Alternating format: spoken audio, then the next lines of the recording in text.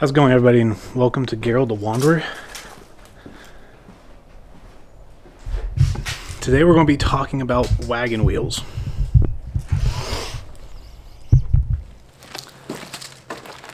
Specifically, these guys here. Now, these are going to be wagon wheels for this camper cart project I have going up here. But that's for a different video. If you would like to hear more about that, make sure to smash the subscribe button. Also, smash the like button if you like this. You know what? Just smash the world. I believe in you. Now, there's several elements that go into making these wheels. So, let's get into it. Now, if you're like me, you've probably looked up, at least where to buy wooden wagon wheels and be surprised that they're not cheap. I mean, I guess for a serious, project, that's not that big of a deal, but for me, that's a big budget, and I can't do that. Now, you might say, well, there's other options. There's wagon wheels on Amazon or Tractor Supply.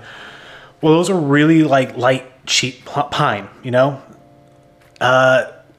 They're not meant to hold weight. They're only for decorative reasons. So for the most part, I'm not going to be touching those at all. But that's why the idea of using, wire spools is such a, welcoming idea. I've never seen it before. You would think it makes sense. They're a layered you know what? Let's go look at it. Now, here's one I have in my backyard that I was going to use for this project, but ended up being much larger than I needed. But it's a, layered pine wheel. It's basically plywood. I think that'd be, a rudimentary way of saying it, but it's round. It already has a, hole for a hub, and they're strong enough to be, thrown out of the back of trucks and not sustain any damage.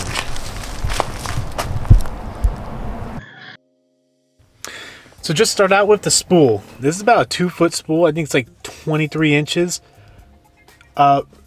Which was basically perfect for, what I was using it for. Now, you definitely got to be careful of this, because with all the nails going throughout this spool, it'll definitely catch on there and absolutely wrench out your arm.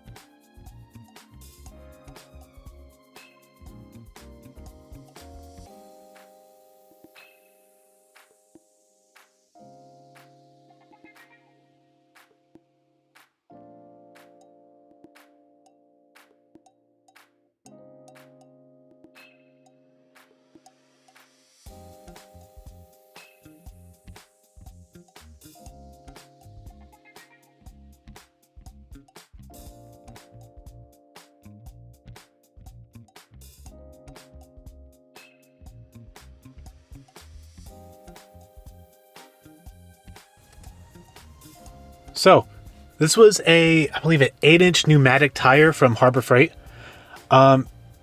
Basically, I just, removed the tire and the tube, and I'm just going to use the hub. As you'll see, I tried to use the entirety of the hub for this, but it didn't really work out. Tried to use some sort of splint to pull it out and tighten it in, but ended up just going with a sort of piece of wood on the other side to just hold the one side in. For the axle, I just decided to use a carriage bolt to go through the block of wood. This does get changed up a little bit. I end up switching the bolt around so the hub itself would just ride on the threads. This is really because when sitting on the smooth part of the bolt, it was extremely loose. So switching it around, it would ride on the threads and gave it a little bit more of a tighter feel, less wobble.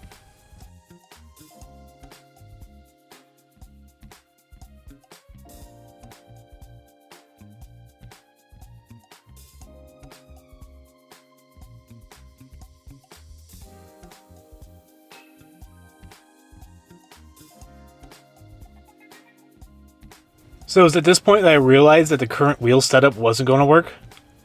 Going over that pallet actually broke the hub assembly in the way I had it, sort of locked in there with other pieces of wood. But that's why I decided to go this route, where I had the bolt coming from the inside and going through a little bit of a U bend piece. Somehow they were just leftover pieces from a lock assembly I had on some gates, but I wasn't using anymore.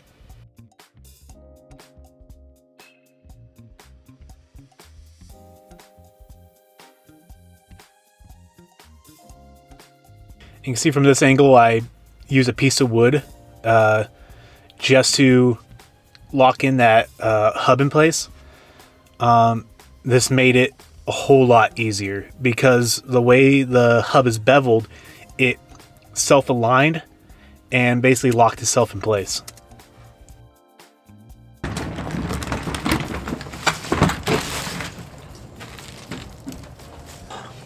So there you have it.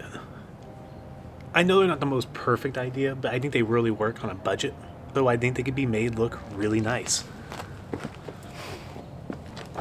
This isn't my final iteration of this. I'm hoping to do a lot more. And the finish of these should be done later on with the rest of this cart. But stay tuned for later videos to see what happens with that. Alright guys, so I'll see you in the next video. Have a good one.